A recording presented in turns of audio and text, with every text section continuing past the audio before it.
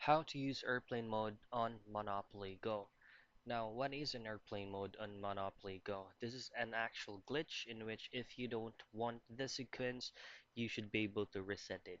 So the first thing that you'll have to do is of course access your Monopoly Go and make sure that you're logged into your account. Now you'll have to remember what specific area you are currently in right now. So if you play with it, and if you don't want the sequence that has been given out by Monopoly Go, all you have to do is just simply turn on your airplane mode and you'll just have to play along the game and then wait for the error message that says network problem, which is you not connected to the internet.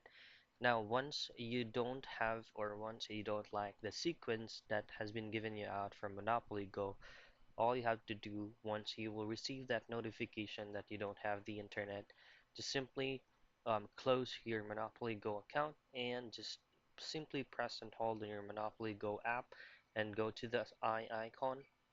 And once you're here, all you have to do is just choose on cleared all data and make sure that you comply both of these options right here, which is going to be clear all data and clear cache.